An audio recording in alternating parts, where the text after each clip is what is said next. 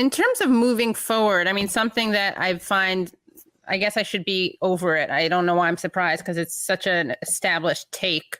And you referred to this earlier, Jane, when you talked about how you think it's not as close of a country. And, there is homophobia, there is racism, there is sexism. And yet something I hear a lot is that you can't organize around class or labor because people are racist, which is like, that's why you have to organize around class and labor, like precisely because it's one of the things that you can challenge that identity or that community building with.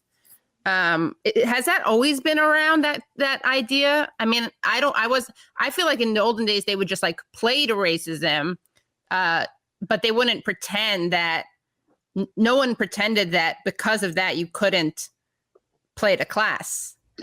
Well, if I can jump in, I mean, of course. Right.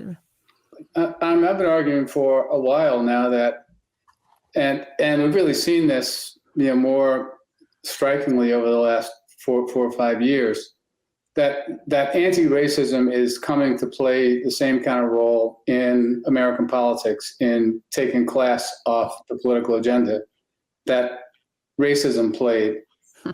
Right until the mid 1960s, and my comrade, I'm Willie Leggett in South Carolina, actually about a couple of years ago, right, found passages in V.O. Key's classic 1949 volume, Southern Politics in State and Nation, in which Key lays out, like in 3 or 4 paragraphs, precisely the role that race played in politics of South Carolina at the end of the 1940s. We just took it and with minor adaptations, just changing a word or two here or there, could say the same thing about the role that race plays in South Carolina politics now, except the difference is that blacks have the vote. Democrats, as much as Republicans, are committed to race being the only significant fault line in the state's politics. And it's kind of interesting seeing, the rest of the country become South Carolina now, basically, because, and I wonder, almost on a daily basis, I mean, that how much evidence is going to have to be accumulated that what we understand to be anti-racist politics is boldly and explicitly and openly a class politics of its own, right? How many special Oscar categories are we going to have for fucking Ava DuVernay, right? But before people start to recognize that that's what's going on here, right? So we've got the idea of a black political agenda, for instance, that's got like a sort of populist throwaway issue or populist seeming throwaway issue with the criminal justice stuff, right?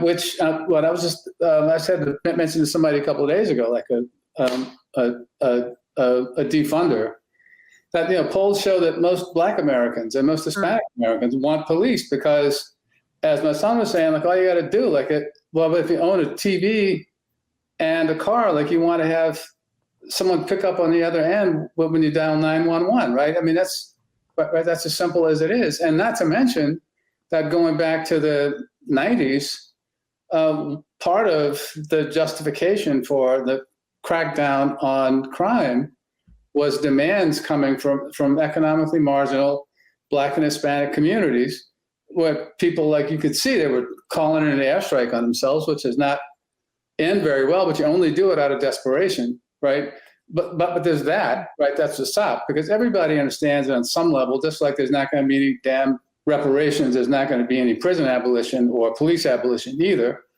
But what there is, on the other hand, is a lot of money going into the Black bourgeoisie, right? I mean, after George Floyd was killed, we counted up like a handful of the most, a couple of handful of the most repugnant corporations in America, Uber, Amazon, Walmart, ALEC even, right, came on support of Black Lives Matter.